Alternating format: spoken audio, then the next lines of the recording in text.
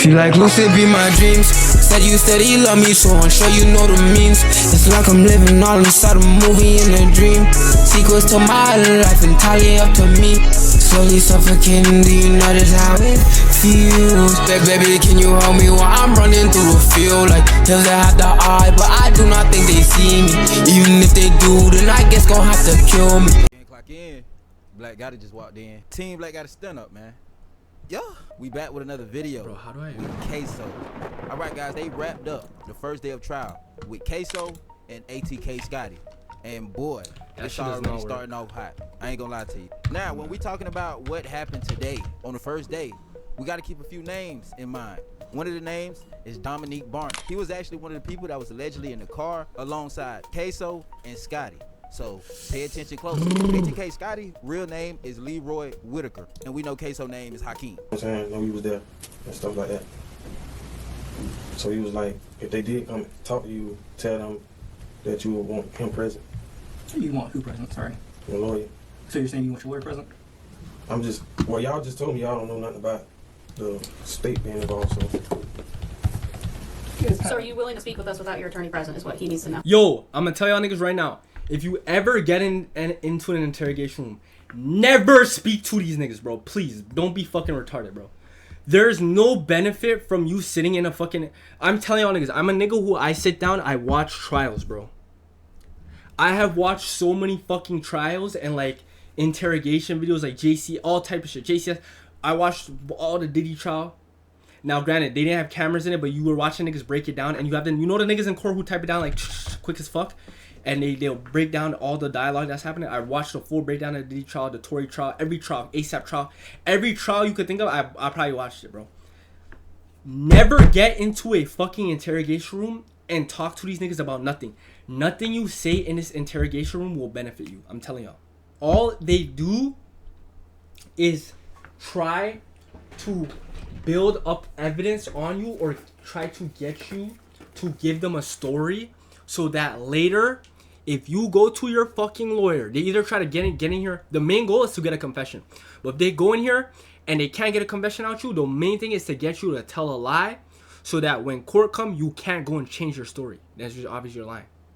So if you see what they're trying to do right now, this nigga essentially is saying, I think I need to get a lawyer. Now, this is, they hate this. If you go in there and you say, yo, I need to talk to a lawyer, they're no longer allowed to question you. I mean, he said I can answer questions. Okay, so are you okay with that? Stop. Yeah, I'm okay with answering a little bit of questions until I feel like. So I'm gonna ask a simple question. Who was that? Can I skip over this question? Alright, fine. Look, no, you're fine. That's See, fine. they got him. The wave is right. Bro, I don't want you to feel like I'm being an asshole. Just like last time, I told you I'm respectful. Okay, that's fine. Fair enough. How did y'all find out where he was at? Dan? Yes. I didn't find out. You mean you didn't find out? Okay. Did y'all know where he lived? I did. Yeah, who found out where he lived? Now that y'all seen that clip, I want y'all to know that was an important clip because Dominique Barner is a very important person in today's trial day. Because the things Dominique is willing to say could definitely determine the fate of Ksoo and Scotty. Now, me seeing him take that long pause already let me know what he was gonna do. Like, I knew what he was gonna do the moment I seen that long pause. I say, oh yeah, it's up. But the things Dominique Barner did, I don't know how he's gonna wiggle his way out of that because he's clearly caught red-handed for a home invasion. So I'm trying to figure out how him still going to jail, make him wiggle out that situation is probably gonna prevent him from catching life. But for the most part, let's get into it. Let's get into the open argument the state made, basically telling the story, basically telling what happened today. Charlie Cormick was killed, aka Lil Buck. Is producing rap music, drill rap. Yo, am I bugging? Is the audio's coming in like one of my fucking earphones right now? Shopping plaza. Or if it's the other ATK nigga, or if it's yo, all three of them might be testifying against this nigga, bro.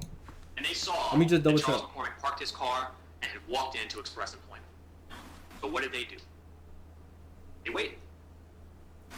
Hakeem Robinson with his XR model rifle, Leroy Whitaker with his AR-15 rifle, both loaded, rounds chambered, ready to fire. Because the plan at that point was when Charles McCormick walks out, Hakeem Robinson, Leroy Whitaker will jump out of that stolen Nissan Altima, Wait. Run it back. Because the plan at that point was when Charles McCormick walks out, Akeem Robinson, Leroy Whitaker will jump out of that stolen Nissan. Oh, that nigga's not riding them. Their rifles and gun him down. And Dominique Barner, their friend, will pick them up and drive them out of there. But they had to wait. And they had to wait. And as they waited, Dominique Barner decided it was better to reposition their vehicle. So he was actually able to drive over to where Charles McCormick parked and pulled into a parking space behind Charles McCormick's car and just over to the left. Damn. That's where they waited. Buff count this bitch. Just around Yeah. 11 a.m. that morning, a Wednesday morning, Charles McCormick finished inside. He got a red folder so he could start. his job. With that red folder. Yo, the thing is, so pretty much, that nigga's bro.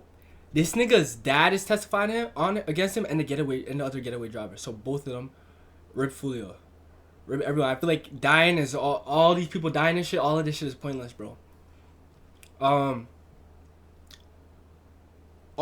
feel like, yeah, he's cooked, bro. They both bro. His dad is testifying against him, and the getaway driver is testifying against him. The only and then the other nigga who shot with him, they not like he wasn't gonna get caught. He was a shooter, so both of them are. I'm telling y'all niggas, bro. I ain't gonna lie. His hand said his goodbyes. The Saunders who owned that agency Bruh, at the time was I wouldn't have even took this shit to trial, bro.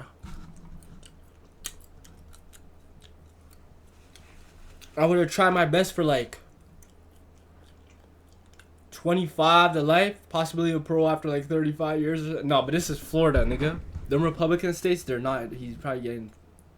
You get first degree murder, you're not getting out at all. No possibility of parole. friend of his grandmother, said goodbye to her, and opened the door and began to walk outside. When Charles McCormick did that, Let me come. all he had in his hand was that More red than folder. 7 years. And that red folder represented the promise of employment and the hope of a future. Filled with false hope, he began to take his fateful steps towards the parking lot, not knowing who and what was waiting for him. If I ever hire you as my lawyer, I'm doing life, nigga. I'm be honest. So, for a few seconds, the bright light of the morning sun warmed his skin, saturated his eyes, and fresh air filled his optimistic lungs. Yo, you see how these niggas be describing shit though? I think he said, fresh warmth air hit his lungs, and optimism hit his soul. Like all type of like, bro, what is this nigga? Yo, they be really trying to. The bright light of the morning sun warmed his skin, Warmed his saturated skin, his eyes, saturated his eyes. fresh air filled his optimistic lungs. Fresh air filled his optimistic lungs. Nobody talks like this, nigga. Yo, bro, my nigga, I'm sitting down, nigga. I'm putting a murder trial. I hear the prosecution say this, nigga. I know I'm doing life. I know I'm doing life. Yo, Ksoo might get death, bro, because y'all have to understand that. Say he gets life for this. This is Florida. It's a Republican state. He's getting life without possibility of parole. He has another murder case after this. He might end up getting death, bro. I know I'm trying to tell y'all niggas, this shit not worth it. Fuck. And like with the other niggas, I'm not even a nigga who's so hard on like, oh, no snitching or no shit like that. Because some like niggas are civilians. There's regular people in this world. Like I'm not even one of them niggas, but niggas like this. The reason why I don't fuck with niggas like this and like niggas like 6ix9ine is because the only thing that I would really say is snitching to me, like bro. Say you're a regular, like there's certain shit that you shouldn't do. Say you're a nigga in the streets, right? Say you're a King Von nigga, right? Or say I'm on some crazy shit, right? I'm moving with sticks on me, nigga. People are coming in my car and shit. My homie come in my car, he a hooper or whatever. I go and I start driving. I start seeing a nigga I don't like. I start shooting with that nigga in the whip, and I start driving away with that nigga and all that type of shit. I wouldn't even be mad if that nigga had told on me because he was never in. That's not what he came around me to do. I put that nigga in a horrible losing situation. You know what I mean? I put that nigga in a situation that the nigga wasn't my fault. Or like if you go with a fucking shorty, you're with your girl, and then you do a fucking drive-by. You're dumb as hell for even thinking she's staying solid. I'm sorry. Your shorty, they tell her she facing 25 to life, accessory to murder, or she facing 20 years for accessory to murder. She's switching on you. That's your fault. Why you put in those motherfuckers in that situation in the first place? That's not dumb. You know what I mean? But the niggas who are horrible people to me are the niggas like 6ix9ine, who the niggas were like, 6ix9ine was giving bread to niggas to go shoot at niggas. He was rolling around with them niggas. Yo, I'm a gangster. I'm da-da-da. Niggas like this, they're going on drills. Yo, fuck the ops. We smoking deads. Da-da-da. They're going on drills. Yo, it is what? Niggas like that. And then you go, then when the shit get heavy, then you flip on your nigga. You throw that nigga under the bus so you can say to yourself, that shit's some evil shit.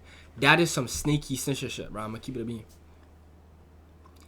You put a civilian in a situation, you go there with your homie, nigga, or if you and your homie are driving around, you know both y'all niggas are moving around with heat, whatever. Y'all niggas both got bear or lean, bear, whatever the fuck. That's what y'all got, whatever. Y'all get caught. If you start saying, yo, that shit not mine. I don't do that. That's not mine. That's his. You a snaky snitch ass nigga because you and that nigga was both doing that shit together. So if we to throw that nigga under the bus, you're a bitch. You would never get to start that job. There would be no more birthdays to celebrate. He wouldn't see or talk to his mother again. Nah, trust He me, had no doing 0 idea. seconds. There were seconds left to believe in it tomorrow. Seconds left in his young life. I'm doing 0 seconds in the courtroom, nigga. I'm immediately getting found guilty. That all changed.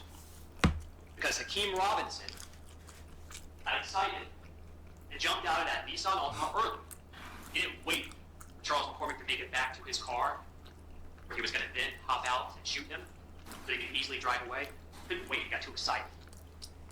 And so he hopped out early and chased Charles McCormick down on foot. And when he got out of that car, you will see in the video, again, two-tone. You know what's crazy? Everyone's idolizing this life and shit. And you want to really hit this nigga that he fucked up? Right now. That's when it's hitting this nigga that he fucked up his life. No one care how many niggas you kill in jail, in prison. Most of them niggas you're gonna be... You did first degree murder, you're in a maximum security. All them niggas done kills niggas. Them niggas either slaughtered a nigga, killed a nigga, did some crazy artwork, they did some weird shit, bro. They did some crazy shit. That shit don't matter in there. All the niggas you was slide, all the shit you were doing, that's when I hit this nigga. The thing is that with shit like this, with these niggas who go on hits and shit, I already told you that Luigi Magnion nigga, he did a crazy hit. His hit, the Luigi Magnion nigga, the nigga who did the hit in New York on that CEO of the healthcare company. That is the type of hit, if you gonna be involved in that life, nigga, that's the type of hit you need to do. Yes, he got caught, but he only got caught because I was a billionaire. He had a ghost gun. He didn't use no car, no license plate, no VIN. He didn't fucking... He was taking the subway. So to even find him, he was masked up the whole... He had a COVID mask on the whole time. He only paid cash. You couldn't see his debit card transaction, nothing. That is the type of hit that... If you live in this type of life, that's the type of shit you need to be doing. The only reason Luigi Magnion nigga got caught is because he killed a CEO that fucked with New York's economy, because all the businessmen go to New York to do their business. So now them niggas are kind of nervous to go there to do business and shit. Niggas, some CEOs probably going over there to try and buy an office. They see that shit happen. They say, no, I'm gonna look elsewhere. I'm gonna look in different states. You're fucking with the city's bread. When you fuck with the government bread, you're cooked. So that's why he got caught. But like niggas like Ksoo, nigga, you're hopping out broad day. There's cameras, all type of shit. I'm not encouraging no crimes, nigga. He only got caught because of who he killed. Put up over his head, not out of shame, but an attempt to conceal as much of his recognizable face as possible.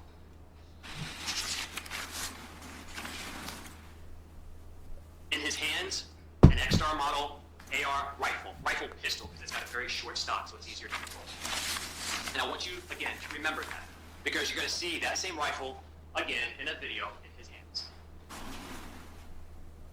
And that rifle was chambered in .223 caliber, and with that rifle in Hakeem Robinson's hands, his If they have the serial number, do they have the serial number? Hold on. eyes locked onto Charles McCormick, their prey, the reason that they were there, his finger caressed metal trigger to his rifle. But that wasn't just a fingerprint. piece of metal. Fingerprint. On that morning, that trigger represented the power of life and death for Hakeem Robinson, for his co-defendants, for the plan that they came up with to murder Charles McCormick. And so intentionally, deliberately, Charles McCormick, as he tried to run away, Hakeem Robinson pulled the trigger. And when he pulled that trigger, a deafening sound thundered through the air as the gunpowder inside the chamber 223 caliber round ignited, propelling his round, their will, out of his barrel at thousands of feet per second. Charles McCormick did not stand a chance. And as he turned to run, You know what type of hate you have to have in your heart for a nigga? This nigga hawked him down with a fucking rifle, my nigga. first back towards express employment. Nigga trying to make sure that nigga did not survive, bro. 223 bullets. Holy shit. And then around the building on the sidewalk, he barely made it that far before he was struck by one of those rounds and fell to the ground. I want y'all niggas to know, and I know some of y'all niggas are young niggas, but 223s, bro, you get hit with 223s, you're dying, bro. I'm gonna keep it a stack. You'll see some niggas who survive shit like 50 Cent, Lil TJ, they survive shootings and shit. You get hit, if they we're getting hit up with 223s, they're dead. But niggas hawking you down with 223s, nigga, with a rifle, nigga. What is 223s, bro? Don't piss me off, bro.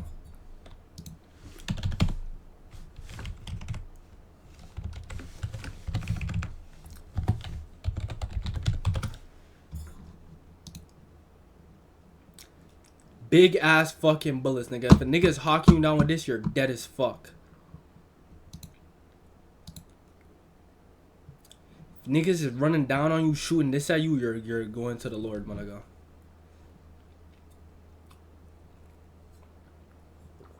It's not even convenient for you to go on a hit with a big ass gun like that. It's really not convenient. I'm pretty sure they ran up on Fully with that shit too, but like, it's not convenient for you to be moving with a big ass stick like that on a drill. Broad daylight too? Holy fuck. Never stopped pursuing. It was on him. Seconds. This entire I'm sorry to keep pausing. What time do you guys want me to go live from now on? Like what time around? 5 p.m.? With his rifle pointed at Charles McCormick. He was on the ground, injured, unarmed, defenseless, 5 p.m. is good? Alright. in need of some mercy. I'm gonna start going a little earlier, But live there would be earlier no for you mercy. niggas. Not on January 15, 2020. Not on Willie's Day. Nah, when I say his story was descriptive, like, y'all, be honest. Like, that story was real descriptive. It's like I could see the story True, while true. he talking about it. But now we get into the police chase that happened right after that. Because the car they was in, which is the Nissan Altima, was spotted by the police. And when the police spotted them, they drove away. Then they ended up crashing. And then everybody hopped out the car. And he's labeling You're Ksoo as the sprinting. individual with the gray and black jacket.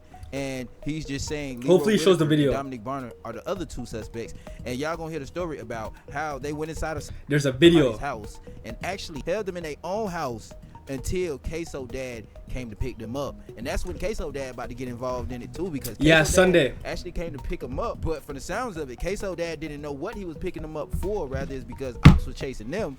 And he's basically saying he didn't know they just put down the op. He only saw the person with the rifle for a couple seconds as he darted across the street as he's driving from way back. So he cautiously approaches the house where that individual ran. Obviously the pops is And capping. there's He a knew they, fence. bro. And when he gets to the fence, he sees for about a second that individual in the two-tone hoodie clearing the backyard fence. Never sees him Pops again. is capping As like he gets shit. closer, Season 3 was a banger. In my opinion, better than 1. you will see that person as they dart across You'll Bellevue. see, nigga. Capture a video of the house on a ring doorbell. Wearing that same two-tone hoodie. Officer Collins radios to other officers direction of travel so they can try and find him, but they don't. And he goes back to that Nissan Altima to secure it, make sure any evidence inside it could be collected.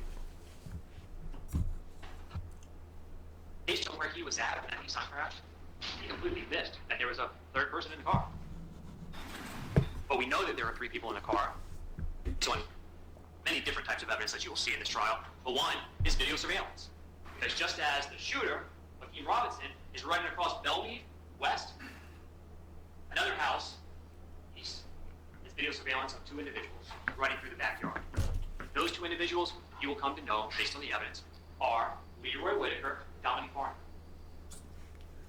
They, just like Hakeem Robinson, were desperate to escape what they had done.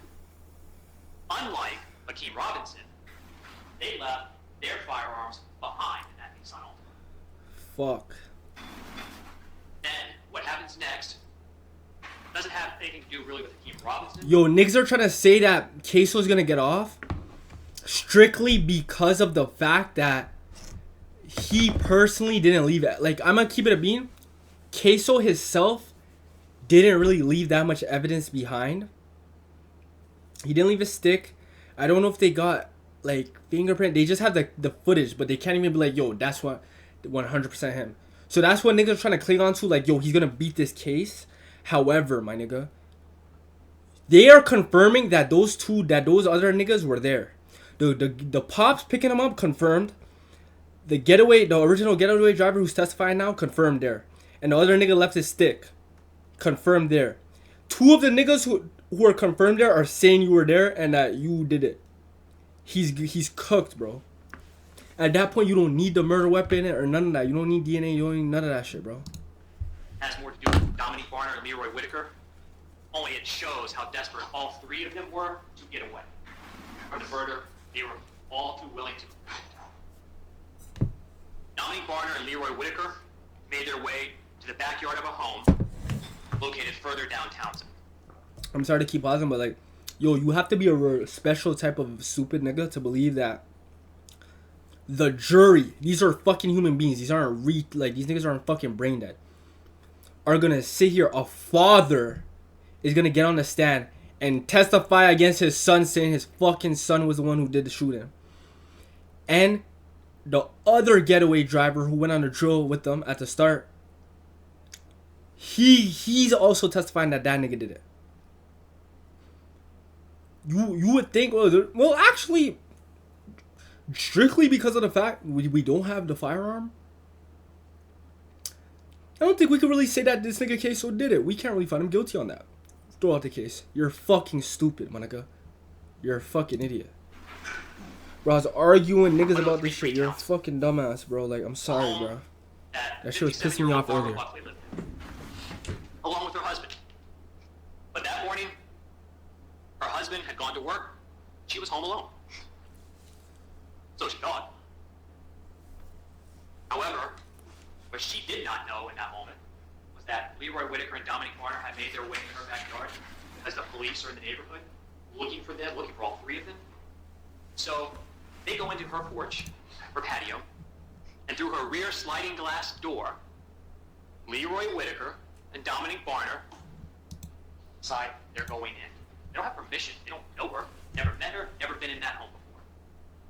But they are desperate to escape the police, to evade getting caught for what they had just done. And with that intention, to evade the police, Dominique Barner and Leroy Whitaker go into Barbara Buckley's home without permission. They try to hide inside.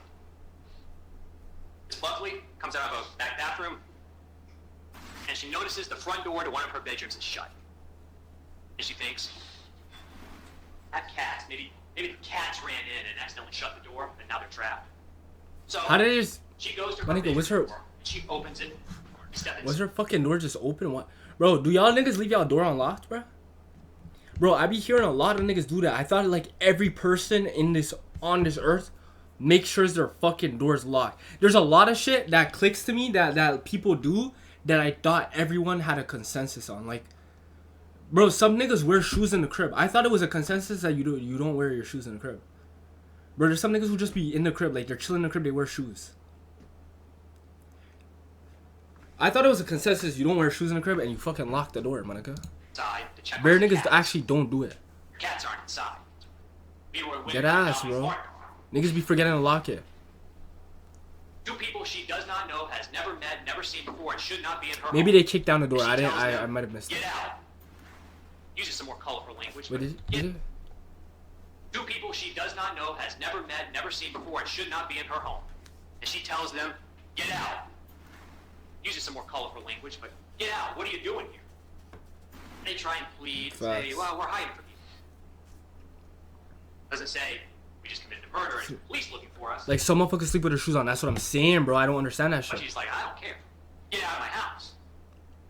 She walks to her front door, telling Dominic Barner, telling Leroy Whitaker to get out.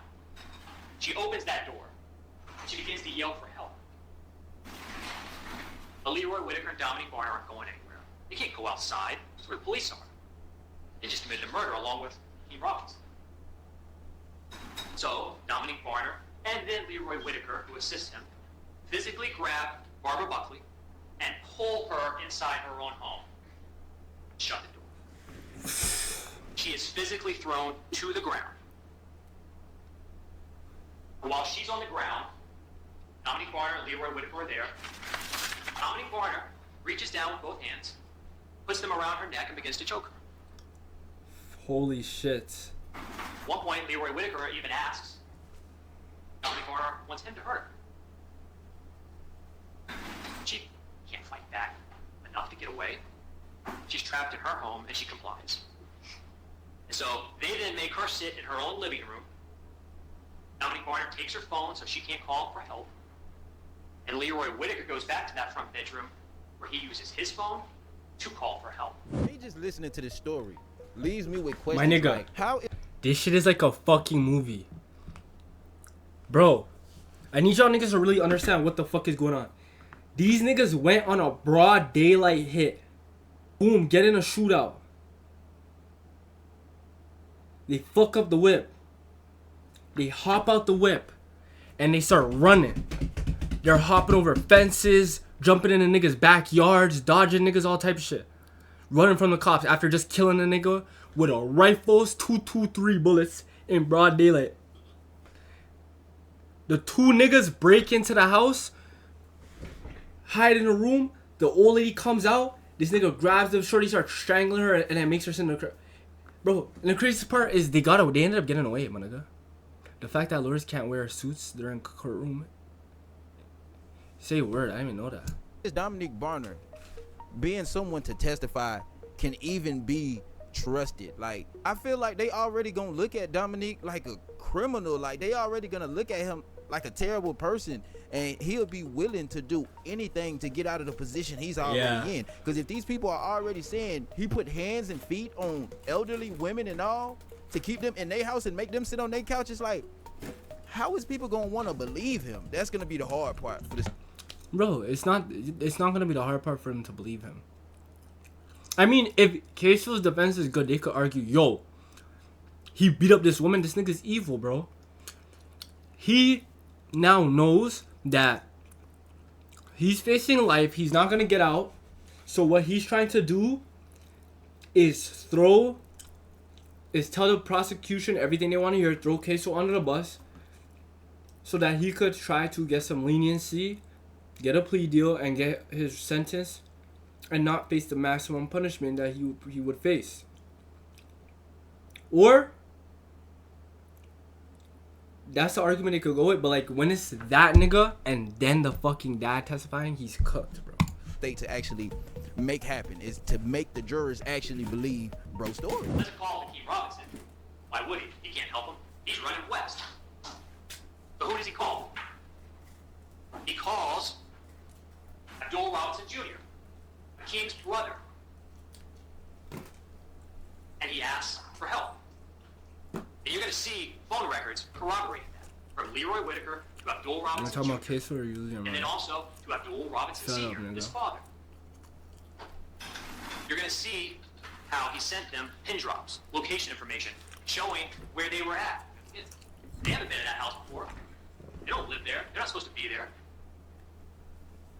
And while they wait for help, Leroy Whitaker and Dominic Barner take clothing from Miss Buckley and her husband so that they can change their appearance, steal her clothes. And then after they've been there for about an hour, a red-orange Dodge Challenger driven by Abdul Robinson Sr., blue, his father, shows up. Accidentally nudged some TikTok teacher shorty and re-talking she low-key chill. He shows up, pulls into the driveway, and eventually Leroy Whitaker and Bro, this Dominique thing is like Barner fucking 12, bro. go outside, leaving Miss Buckley behind in her own home for the first time in an hour. And there, You're not talking no TikTok short teacher shorty, my nigga. That is a nigga in Zimbabwe, nigga. That nigga is 45 years old, bro. they are driven away by Abdul. That's a fake Robinson account, Sr. nigga. Now, hearing the whole opening statement of the state attorney, it's basically showing me the angle they going at this case with is them basically hoping that Dominique Barner and Abdul Robinson Sr. story checks out. It seems like that's the whole angle of this case, because when it comes to things deeper inside of the case, it's like nobody can accurately point the finger at Ksoo, nor can anybody even accurately point the finger at ATK Scotty. Now, one person who is been caught up in a whole lot of other stuff is Dominique Barner. As a matter of fact, Dominique Barner is the one and only person who actually put himself in a situation where he has to tell the truth and the whole truth to get out of it, and that's exactly what he's trying to do. So now we got the state attorney letting the jurors know, please look past the person he actually is and pay more attention to the story and the facts behind the story he's telling. You may not like Dominic Barner. He is a criminal, and he is going to spend decades up to life in prison for what he has done. But because you may not like him, because he is guilty, that does not absolve Lee Robinson or Leroy Whitaker of their guilt. It does not change what they did. So when Dominic Barner testifies, he's a criminal. Bro, I'm telling you, like, hold on. I need to take this off, bro. It's fucking hot, my nigga. It's hot. I know y'all niggas want to be like, oh, how does he corroborate that story? How is we gonna corroborate this nigga's story? He probably just saying this to get a reduced sentence, whatever. Bro, when the nigga for the Dolphin murder went up, bro, the one nigga, he was literally the main nigga shooting. He was the first nigga who ran up and started spraying. That nigga told on the other nigga, bro, the other nigga, his team couldn't even, like, make a defense. Right now, it doesn't seem like, oh, it's just they're not gonna believe him. When that nigga gets on the story, he's like, yeah, yo, me and da-da-da went up there, da-da-da, because he didn't like this other nigga, and da-da-da. The way that the prosecution examines him and breaks down every question to him, I don't think he'd be in it, bro. Another person you will hear from is Abdul Robinson Sr. Damn. When he testifies, What's crazy though is really it's these two niggas snitching that is the reason they're getting caught. Because from what it looks like, they don't actually have like DNA. I thought when he said his finger pulled the trigger, I thought that it said that they had Ksoo's fingerprints on that shit. But I don't even know if they have the murder weapon. They said they got some of the other weapons, right? But I don't know if they have the one that Ksoo had. So genuinely, bro, I ain't gonna lie. Really, it's these two niggas snitching that is really fucking these niggas up right now. you will learn that he has been charged with and pled to 2 different counts of accessory after the fact. One for this case and one for another. Unlike Dominic Barner, there has been a partial negotiation I will with buy a Abdul boat Robinson, and have this and the freak full ass sentence nigga. he can get is 20 years. Again, it will be decided by the judge. But he's also in his mid-50s. And he has some health issues. And a sentence of 20 years could take him to his life expectancy. And he knows when he comes in that he's going to be despised, that he's going to be hated by his family, by Hakeem Robinson, Leroy Whitaker, maybe others in this courtroom. Question is not, do you like Abdul Robinson Jr., or excuse me, Sr.? Question isn't, do you think he's a good father? The question is, what he has to say, is it corroborated by the evidence? Independent evidence. Evidence he has no control over, that he could not manufacture. Is it corroborated by the evidence? Not, do we like it? Now, we about to get over to the defense. And the first person up is ATK Scotty's lawyer. Now, I pretty much already knew the angle they was going to go with because it's probably the only angle you could pursue right now until they start putting other things on the table. And that is discrediting Dominique Barner's story. Yeah. That is the first thing ATK Scotty's lawyer decided to do. Mr. Whitaker.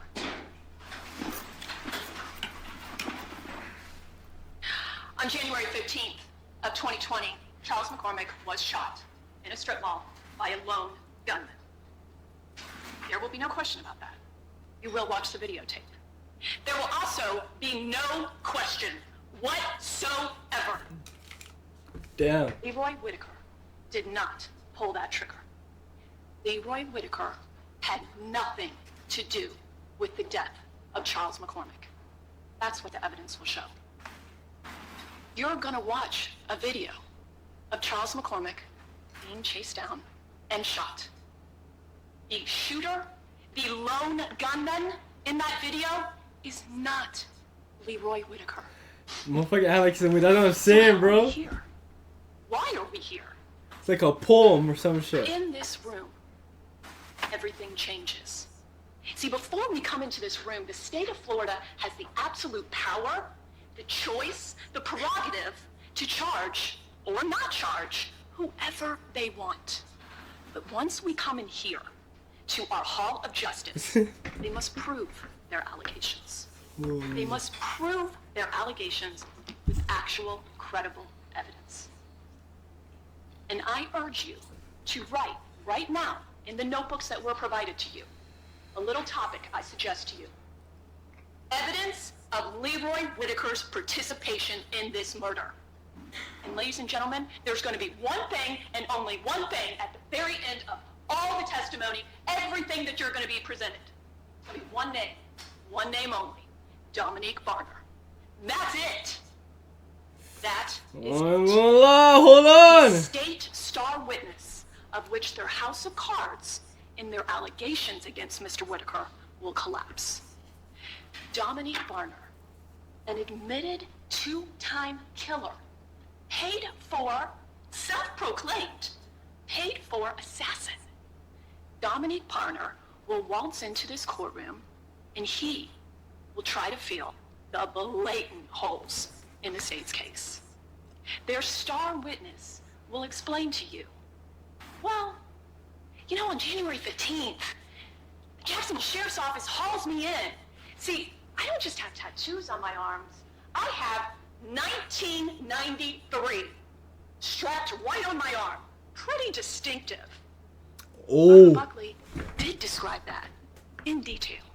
And so the Jacksonville Sheriff's Office was able to put together a photo spread within hours of Barbara Buckley's home being invaded by Dominique Barner.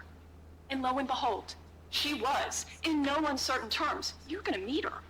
She's gonna tell you all. No, she's fucking cooking Dominique right now. Barner sure scared me. Dominique Barner came into my home. Dominique Barner choked me out. Dominique Barner got me to the point where I just kind of finally faked passing out and sat on my couch and then ultimately smoked a cigarette. Wait.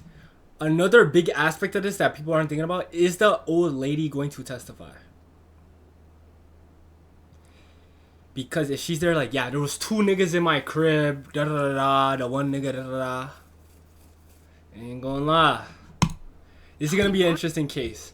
But I'm telling y'all, regardless, Ksoo's still like, bro, he has a next murder case after this, bro. Was caught. And to hear the state of The Florida other ATK talk nigga, about he has a Dominique chance. Barner, one might think, one might assume, Dominique Barner must have walked in on January 15th and said, oh, I need to tell all my sins. Oh, I need to confess. That's not what the evidence is going to show. What you're going to learn is that Dominique Barner came in on January 15th and he told just enough about himself to get him off his case. So let him go. He's still in jail. He's not charged with murder yet. But then you're going to hear, as the murders pile up, there's this pesky second murder that you'll hear Dominique Barner wasn't part of, has admitted to premeditating, has admitted to pleading to that charge of a whole separate case where a truly innocent bystander gets killed. Because unfortunately, Dominique Barner misses who he was really gunning for. Interestingly enough, you will ultimately hear Abdul Robinson Sr., also part of that murder, also pled to that separate murder. But as those charges started piling up, Dominique Barner realized, I need to do what I do. I'll cooperate. Now, I don't know about y'all, but this is wild. So basically, Dominique Barner and Abdul Robinson Sr. is turning on Ksoo and ATK Scotty. And ATK Scotty and Ksoo are trying to turn on basically them. saying, No, they yeah. lying. They the one that was part of both of them situations. We ain't had nothing to do with it. The only reason they telling on us is to get save themselves themselves out of the jam. Now, the reasoning for the lawyer to say that makes sense. Who wouldn't fabricate a story to get themselves out of a situation? I'm pretty sure most people would probably do that. But to be honest, it's really going to be based on the physical evidence that could prove whose story is really more accurate. So Ksoo decided to go with a different angle. I think y'all niggas need to understand though. Yes, again, the lawyer is speaking for him. I feel like in a case like this where you have those witnesses who are going to be on the trial physically testifying, is gonna outweigh it on the he say she say scale. Unless they catch those niggas in a be like, I'm trying to tell y'all, them testifying, when you hear them get up on the stand, my nigga, and they really break down what happened, they're like, yo, what did you do? Where did you guys go? Like, yeah, me and Ksoo, we picked him up after the crib, yo, we were smoking up, you know, we had beef with them niggas over there. When you start hearing a nigga on the stand like that, and Ksoo not on the stand, Ksoo not gonna take the stand.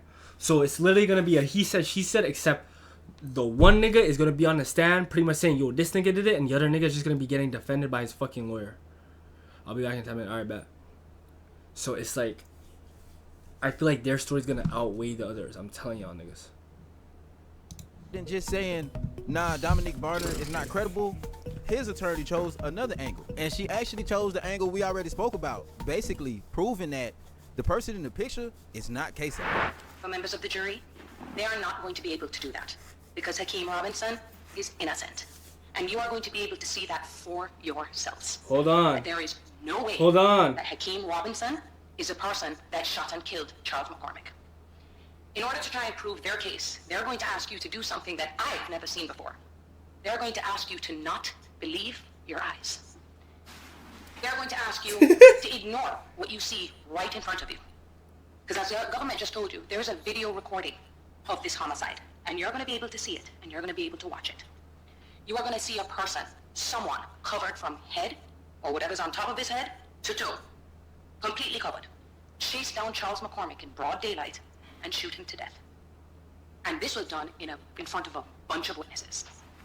And the most important question in this case is going to be, who is the shooter? Who is the shooter?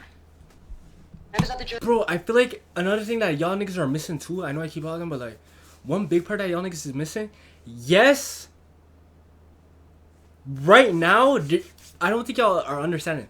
They are all still kind of, they're all still involved in murder. I want y'all to understand that. Yes, it's like, no, they're the ones who hopped out of the car and did it. But I don't think y'all niggas are understanding. They are all still being accused of a murder. You could say, yo, nigga, the other nigga hopped out the car and did the shooting. No, that nigga went out of the car and did it. Yo, they're all still being charged with fucking murder. The only nigga who doesn't have a full-blown murder charge is their dad, because that nigga came to pick them up. So he has an accessory to murder. But they're all still having, like, still have a murder charge. What other nigga is that, though?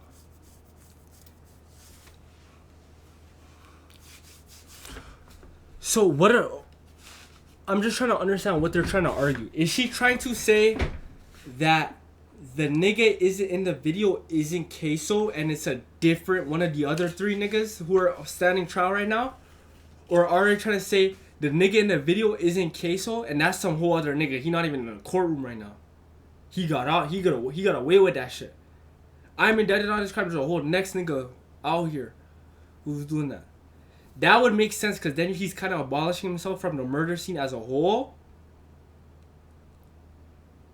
Okay, that makes more sense. But then who the fuck is that? Vaughn did all that shit, right?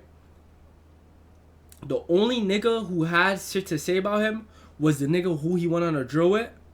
And that nigga was like, oh, like, yeah, we came back and da-da-da. Vaughn never admitted to nothing. Another couple witnesses at the party came and said Vaughn did this shit. And they were willing to testify and they got fucking killed. And stuff around the time. So I'm not going to say the Ksoo situation is impossible to beat. But it's different. With Vaughn's situation, this is just a random nigga. Like, the nigga who was doing this to Vaughn pretty much. Not only that, Big Mike, the nigga who had told on Vaughn, he at the last minute refused to testify. So it's not even like he did testify against Vaughn. He withdrew. He was going to testify and then he withdrew and didn't testify. Bro, these niggas, both of these niggas are testifying. And then at the same time, not only did he withdraw and not actually testify against Vaughn, on top of that, this nigga was just another nigga from the block. Like, it's not like this was Von's brother, cousin, nothing. Matter of fact, Big Mike, yes, he's from O Block, but he's Wooski's brother. So his brother, Von, the nigga who's gonna go on the stand and be like, yeah, Von was the one who did this with me. His little brother is literally Von's biggest op, or one of Von's biggest ops. So it would have been easier for Von to beat that shit. This nigga, bro, I'm gonna keep it on it. Ksoo is up there, and nigga, his fucking dad, bro. His fucking dad is saying he did that shit. It's not like he's just some random nigga or his homie or something. He hasn't changed. Despite His what Mr. homie Cooper and is his telling dad, you, bro. He is the same. There will be no doubt in your mind that he is not the person that shot and killed Charlie McCormick. All right, I could say the defense, they are cooking. But me personally, when I look at this picture, I feel like that person in that picture is not 5'5". I would give that person in that picture at least 5'10" to 6 foot. Like that person is a slimmer person, but that person is definitely not 5'5" or 5'8". Has to. Person was. As I was driving past the employment office and kind of watching the shooter come back, had a mask on, but I could see around the eyes. See, like, I wouldn't even be testifying in no trial like this. Not because of nothing like that. I just wouldn't want... Bro, this is a fucking gang war. What is the fucking prosecution gonna do for me? For me to come in here and testify against a fucking... one of the main niggas in a gang war, nigga. Are y'all gonna pay me a fucking bag, nigga? If... Like, what? I don't understand. This sounds like this nigga was just a random pedestrian enjoying his day. He drove by, seen this happening. I'm not getting involved in no fucking gang politics, potentially sending away this fucking notorious alleged serial killer. Putting myself in danger. Y'all niggas not going to camp outside my house and be my security, nigga. I don't even understand the points. As to whether it was a male or a female. It was baggy enough. I would say just by the movement, I would say it was probably a male, but I really couldn't tell. Nigga said probably a male. Like, you don't even know any physical features. Get this nigga the fuck off the stand. So you understand, and the shit you're saying is not even valuable, nigga. Bro, what was the point of you coming here, bro? Nigga's playing with his life. I said the jumpsuit was very baggy. What type of firearm did you see? It was a rifle with an extended magazine. Now, the unsurety of the witness, I feel like didn't play a part in what the state attorney was trying to do there, because he wasn't sure if it was even a girl or a boy.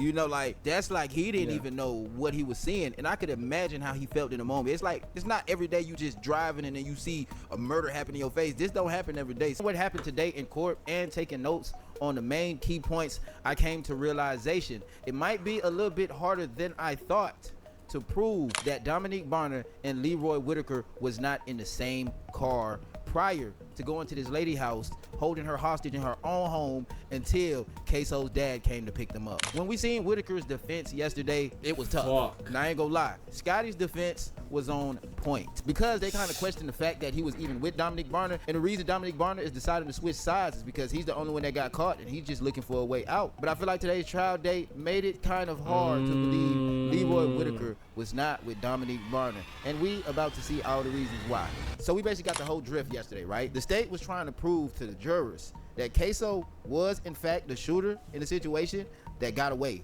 And he's also trying to state that Leroy Whitaker was also there. Like, I mean, you seen the first picture, right? Then you look at the hair. The day of the shooting. Oh, no, and bro. as a matter of fact, he even home invaded a house with Dominique Barner, and Ksoo's dad came to pick them up. Now, one thing crazy about this whole situation is the fact that Ksoo's dad is willing to tell the truth and the whole truth to get Leroy Whitaker and his son Ksoo locked up, to prove that they were involved in the murder that took place prior to the home invasion. But first, right, that's what's gonna be important when his pops come up, my nigga. now they are mainly focused on a home invasion to prove that Leroy Whitaker was with Dominique Barner, because Dominique Barner already admits that he was there and he did what he did. I seen the comments, y'all said put the name. They're trying to align all of them to say, oh yeah, they were all together. It kind of get me confused too, but just pay close attention. I guarantee you it's all gonna fall together for you. So day 2 of trial consisted of very important information that we all kind of knew they was gonna present first, which is DNA, which is forensics, which is firearm analysts and medical examiners, to prove the death of Lil Buck was actually by bullet wounds. So we will see a lot of that today. The first video I want to get into with you guys is one of the crime scene detectives. Yeah, we're gonna look at the fact that this nigga was getting shot with fucking 223s to confirm that he was killed by bullet wounds. Like, bro, come on, bro. The photos that they took of the Nissan that the state is alleging Leroy and Some Dominique jumped dumbass out shit, of bro. prior to home invading an elderly lady's house. And in this video, you will see. Like, I that understand they that found has to two be firearms, covered, bro, but the same like, two firearms they're gonna come on, represent bro. in court today. One of those firearms was said to be Leroy Whitaker's, and the other one was said to be Barner's. And they also are saying Ksoo was the only one that ran with his firearm, and he got away with his firearm. So their main thing for today's court date is to prove that both of the firearms which Devontae Barner and Leroy Whitaker had was not used. That's the main thing they're trying to prove. So this is the numeric evidence the vehicle was located. It's 74. Just an overall photograph of the area where the vehicle was located. It's 75. That's why they're breaking down the bullets, okay? Because if Ksoo and the other 3 niggas went on the drill, both of them got caught. Both of them, they found their guns, and the ammunition that was used to kill that nigga wasn't the guns that they had. It'd have to be the 3rd nigga, which is Ksoo, allegedly. Again, overall photograph. 876. This would be an overall photograph of the vehicle as we found it. 877. Should I skip up the whole bullets ballistic part? Should I skip past it or no? Overall photograph of the vehicle and the license plate. 879. Another overall photograph of the vehicle. It's 80. And overall photograph of the vehicle and the damage. It's 81. What do we see in this photograph? This is a picture showing that the gear shift is still in drive. Skip it? Alright. When you arrived on scene, was the vehicle still turned on? Yes. You turned the vehicle. Photographs when you move a vehicle from one. So this is Just also the gonna zoom interior of the through vehicle. It's 87. Okay, so you see, boom. Were any of the seals tampered with? 84. That's the one stick. And then there's the other This stick gun somewhere. located. It's 99. It's 100. This nigga got hit with Live 2 rounds was in the 223s. chamber of the gun. It's 100. This is the. Remember live we round showed the mix bullets indicating earlier? That the rifle was actually in fire mode and not safe. It's 104. This would be the live round that was located in the chamber of the rifle. It's 105. This is to show the stamp head of the live round. It's 106. Again, that's correct. Can you explain how Passenger side. center constant? One by one. First, Okay, yeah, break it One down. side here Break and it one side down. on the other side. Understood. all right, basically, so we all can see what they're doing so far. So far, they are ruining every claim that the defense is making one by one. First, they're trying to prove that not only was the 3rd suspect armed, but the 2 people who was in the car, who they believe to be Leroy Whitaker and Dominique Barner, they both had firearms, and the firearms were not on safety. They were ready to use them. So they basically letting everybody know, hey, this ain't no random day with 3 folk just walking in the car and they seen somebody and, you know, did what they did. Nah, this was planned, premeditated. They was looking for the op. They found the op, and everything just kind of tore up and messed up in the mix of actually taking somebody's life. Now, I don't think that's where the stickiness stops at, y'all. It gets more sticky. Now we have the firearm analyst. So what the firearm analyst is finna do, this person is going to examine the firearms that was left behind in the car and prove to the courts that those 2 firearms were not used. As a matter of fact, they were cleaner than baby wipes. They're trying to prove that the firearms was not used in the murder of Lil Buck. So that leaves only one firearm to be possible on being the actual firearm that was used to murder Lil Buck. And that's the same firearm that was not left behind in the car. Watch this. In your training and experience, is it common to be able to match one shell casing? Yo, Ksoo taking that gun with him, if he was the one who did it, gave him a fighting chance. If he left that shit, he would have been fucked. Cause I want y'all to remember, they don't have that firearm, but they do have Ksoo holding a firearm. I haven't even seen the picture yet, but that's similar. They already said we will see the picture, and it will show that Ksoo is holding a firearm literally identical to the firearm that we seen in the picture that they believe to actually be Ksoo. But here goes another key point of today. Today they had a witness that also came, and the witness is one of the people who seen the alleged suspect run through the apartments, and she actually gave a better description than the person from yesterday. This person actually gave a description of the hair, but just like every other witness, nobody seen the face. So I ain't gonna lie to you, when it comes to actually seeing the face of the suspect, nobody's saying they seen the face. The hardest thing they will have to prove is that somebody actually seen Ksoo, because nobody's admitting to actually seeing him. As a matter of fact, they're not even comparing his body build to the body build of the person that was running. It's like they talking about 2 different people, but state is adamant and they're sure that that person running was Ksoo. You said that you're about here. Is this the woods here where I'm drawing on the map? Yes. And what is it that you hear? We were talking and I heard like scrubbing, like the sound, like a trash bag kind of rattling sound, like leaves. Okay, like a rustling of leaves? Yes. Right. At some time around the time that you hear that noise, you see something else that draws your attention. I'm telling you, What is that? A car. the most Right, coming the way we were sitting. And what was significant about the car? important part of the case is gonna come down to the testimony between the dad and the other nigga. The dad hop on there in front of the jury, put his son on the bus. Yo, that was my son who did that shit, bro. It's raps, bro. It was a lady driving, holding a cell phone. She looked lost. Like He told me, we talked about it after, all type of shit, bro. Yes. Remember what race she was? Yes. Depends what the dad says. Had you ever seen her before in that complex? No. And at that point back in 2020, had you lived there for some time? Yes. Kind of knew most of the people in the area? Yes. You had never seen her before? No. You remember what kind of car she was driving? Like a silver four-door sedan.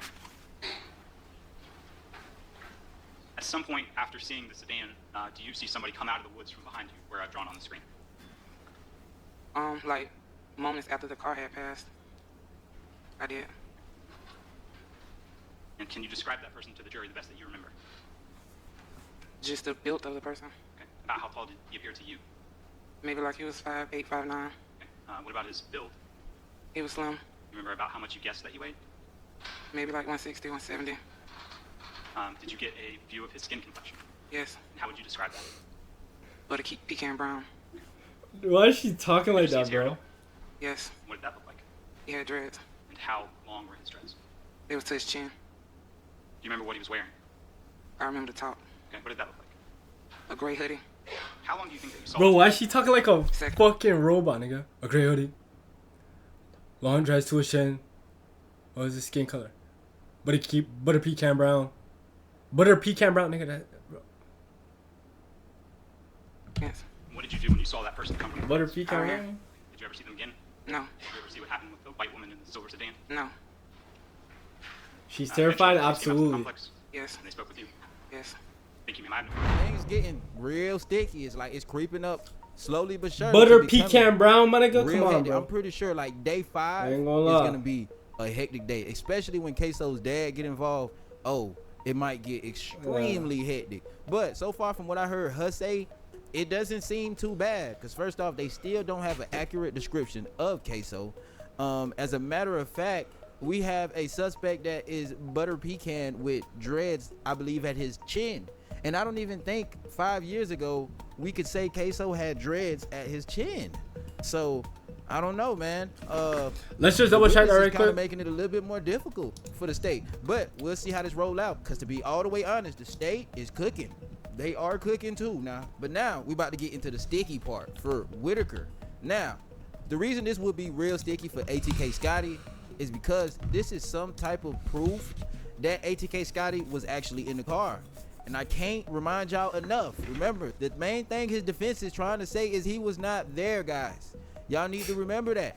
So Holy now we have fuck. the DNA analysis. So they did DNA on the people house that they did home invade. Another aspect to it, if they can prove that the witness is credible, because remember, the whole defense argument, like that nigga just said, ATK Scotty, his whole defense argument was that, yo, I'm not there, this nigga's lying, he's trying to throw me under the bus because he got caught.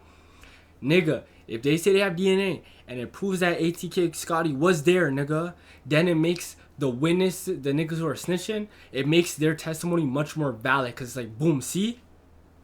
He was being honest about this nigga. This nigga was lying. That ATK Scotty was lying. He was saying he wasn't there. We have DNA. Boom. Right there. And Fuck. they did find Whitaker's DNA. Now, one thing y'all need to understand about DNA.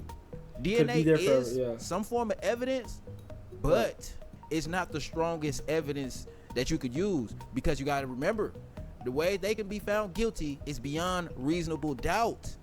And DNA, yeah, is Bro, that's bullshit, bro. If his DNA is there and two niggas who are indicted on this crime as well are saying yes, this thing was there, I'm telling you, he's going to be found without a reasonable doubt. DNA.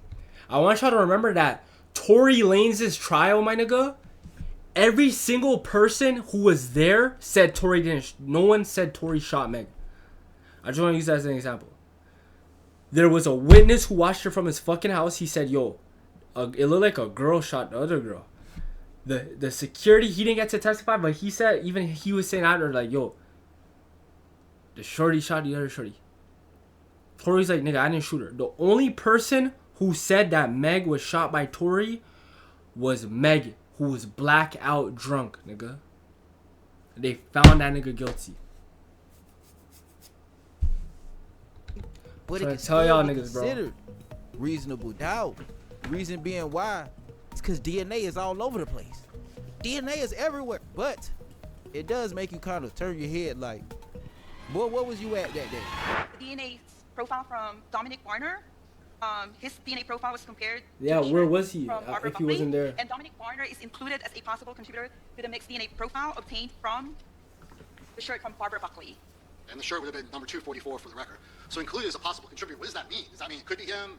Explain to the jury how statistically significant that is. Yes, so because I wasn't there and I didn't create the mixture, I can't say it's definitively these people who are in the mixture. So I say possible, but the DNA types are consistent with what I observed between the DNA type from Dominic Warner and the DNA types on the pajama shirt from the top from Barbara Buckley. And then I calculated a likelihood ratio. So the observed mixed DNA profile from the top, from the pajama top, is greater than 700 billion times more likely to occur if the sample originates from Barbara Buckley and Dominic Warner than if it originates from Barbara Buckley and an unrelated individual. Okay, so 700 billion is a huge number. It is. Is that a conservative estimate? Yes. The actual number is actually so much greater than that, but we cap our reporting segment at 700 billion because it's something that we are more familiar with. It's a number we're more familiar with. And even that number is more than any human beings have ever lived on planet Earth. That I'm not sure, but it's definitely more than the people on the planet now. Yeah, well, that's fair enough. The people on the planet now, are we up to 9 billion yet? 10 billion? Are we that high? I think we just exceeded 8 billion or approaching 8.5 billion. I think you said 9 or 10 billion. Yes, This thing it's is greater than 700 billion. So, fucking 8 billion, nigga. On the shirt. Yes, and Dominic Warner is excluded as a contributor to the mixed DNA profile from the bottoms. Okay. And then likewise, Mr. Whitaker is excluded from the top. Yes, he is. He is excluded from the top. We have Barner on the top, and then we have Whitaker on the bottom, which I guess you haven't got to. You gotta explain to the jury what They're cooked, bro. They're fucking... Bro, they're cooked, bro. They're cooked. Scotty's whole defense is out the window, nigga. They're cooked. They're fucked. My nigga, say you want to go the route with what Ksoo's defense and Scotty's defense saying, yo, these niggas are lying. They're lying. Yo, they're lying. How the fuck would Scotty's DNA be in the barber's shorty's house? Remember, this is the shorty after they fucked up the whip. They crashed the whip. They ran to try and evade the police after the drill.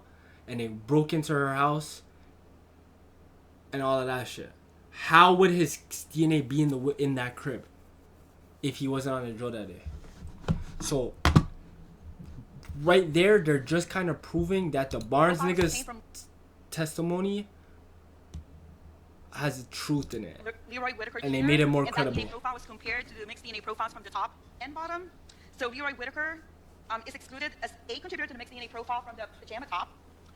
Leroy Whitaker Jr. is included as a possible contributor to the mixed DNA profile obtained from the pajama bottoms. And the observed mixed DNA profile is greater than 700 billion times more likely to occur if the sample originates from Barbara Buckley and Leroy Whitaker Jr. than if it originated from Barbara Buckley and an unrelated individual. Now, I want to just briefly explain to the jury how you just They're fucked. practically are He sent me some weird shit. I'm already knowing it's some weird shit. How you do that? I'm already knowing So, it's some weird as shit, I mentioned bro. earlier, half of the DNA comes from the father and half of the DNA comes from the mother. And so we have the DNA profile is actually just a pair of numbers at the 21 areas of the DNA that I'm looking at. So individuals would have different DNA types. Only identical twins would have the same DNA. So anything that does not belong to Barbara Buckley is said to be foreign to her. Now, if you guys can understand what the examiner just explained right there could do to Whitaker's whole case. It could do a lot. It could damage his reputation. It could damage the lawyer's credibility. It could damage this whole case for him. Because how can you say you wasn't somewhere, but there's an examiner here saying your DNA was there? So that technically means you either was there or somehow you touched somebody that ended up there. You got to explain that. And to be honest, his defense did end up cross-examining her. And I don't think she said the best thing. But what else could you say in that situation? Because like that situation would throw anybody off. Like, hold up. So this is what she decided to say. Good afternoon. Good afternoon. How are you doing? Good, thank you. How are you? Good. In your 21 years at FDLE, those have all been in serology and DNA? Yes. Is it fair to say, over the 21 years, that there have been a lot of changes in the technology? Yes. And obviously changes in your protocols as well? Yes. Correct? Correct. I mean, 20 years ago, did you have the level of safety protocols that are now in place? I think so. Nothing much has changed with our standard operating procedures, with the exception of the instrument platforms and the amplification kits. The technology is pretty much the same. Okay. And Holy you shit. mentioned as part of your training, obviously you have your education before you began at the FDLE, but part of your training at FDLE is to actually learn how to testify effectively. Correct. Yes. Like you literally have mock moot courts. Yes. All right. Now, you had mentioned something that, to your knowledge, no two people have the same DNA, correct? Besides identical twins. Correct. Yo. And that's based on what we know right now, correct? Yo, side note, y'all know how crazy it's taking if you wouldn't say you have identical twins, say you knock a shorty. Y'all had the same DNA, you wouldn't even know whose kid is who. Bro, the identical twins, they literally have the same DNA, my nigga. That's based off. I was watching a trial. Remember I told you I watched Bear Crime shit? There was this one guy, he got arrested for a murder, and they were trying to lock him up, send him away for life. He didn't even do it. It was his twin brother who did it. His brother ended up turning himself in, so the brother could go free because he didn't do it. For what we know for right now, I can't knock her, you know, because, like, what else can you say up there? You know, she's just kind of winging it right now. Because what can you say to somebody saying, yo, his DNA was there? 900 billion percent chance. So I think she did the best possible. But not only does he have to fight the fact that his DNA was found in the home that was home invaded on the lady's bottom clothing, his DNA was also found in the car that we seen in the beginning of the video. Oh yeah, right to your left side. Come on, bro. That mixed DNA profile included both Hakeem Robinson and Leroy Whitaker. Yes. And the rear seat T-shirt sitting right to your left, it was just Leroy Whitaker. Correct. So did you also get some touch DNA swabs that were taken from the reported 4 compartments of the Nissan car, sedan? Yes. And 3 of them, were you able to report any identifiable DNA? No, it was a mixture that was not suitable for comparison on 3 of the items. Were you able to report some information with regard to the driver's seat compartment swab taken from the Nissan sedan? Yes, it was a mixture consistent with 4 donors. That's 4, so that's the most we've seen. Is that Yes. States did 221 had a mixture of 4 potential donors. That's correct. And what did you report in terms of Hakeem Robinson being a contributor to one of those profiles? He is included as a possible contributor to the mixed DNA profile, and the observed mixed DNA profile is approximately 4.4 million times more likely to occur if the sample originated from Hakeem Robinson and 3 unrelated individuals than from 4 unrelated individuals. So explain to the jury why we see a number like 4.4 million as opposed to 700 billion. I'm looking at the frequency of the DNA types and the overall profile and making that comparison. So it's not quite as big as 700 billion, but it is an inclusion that's greater than 1, or whatever number you would say. I'm just giving a weight to the inclusion. And is the number potentially explanation for it because there's so many contributors? How impactful, like, when it comes to the DNA thing, I'm very, like, well aware of, like, the fucking trial shit. When it comes to DNA, like, 700 billion, nigga, they say you're 700 billion more times likely to be you. Yo, my nigga, I ain't gonna lie. That's your DNA. But the 4 million, like, it's still a lot. Like, 4 million sounds like a lot, but I don't really understand the scale of how the DNA comparison or percentages work. There's 4 potential people? Or is it because you just didn't have as much DNA to... Like, what is that? 4 million more likely in terms of, like, everyone in the world, nigga?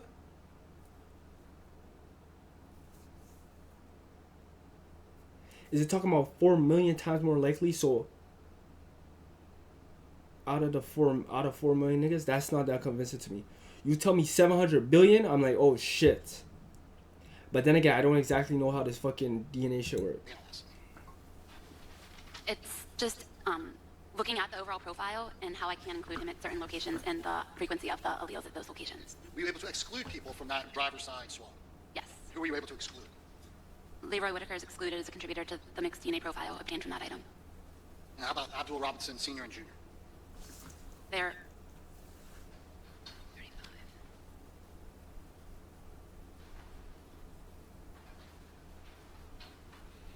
Junior is excluded, and Senior is inconclusive. I couldn't make a determination to include or exclude.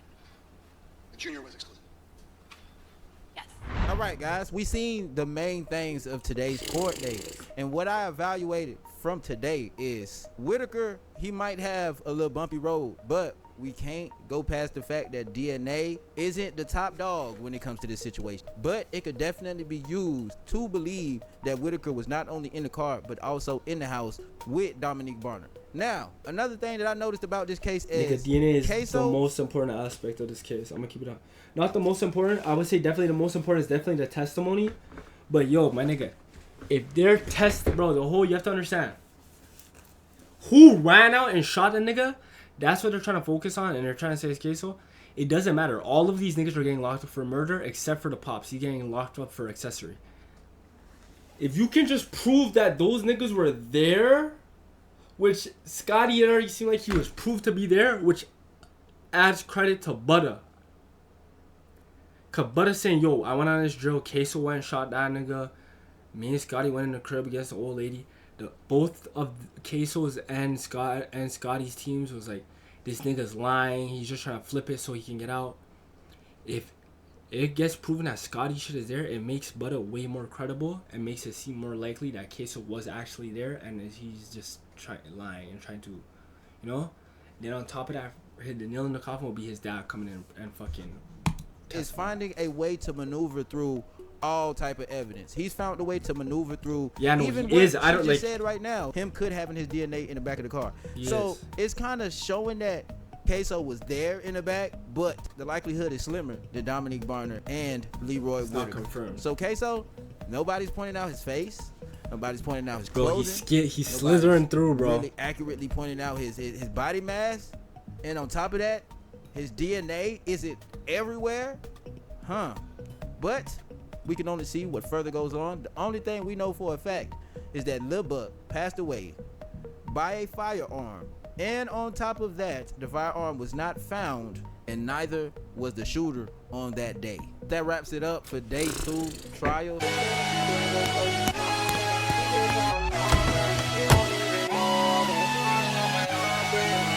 Something, baby, I like just how you blushing. And maybe we could bust it at the function. Turn nothing to something. Wish you could just see the horrors of my life, my upbringing.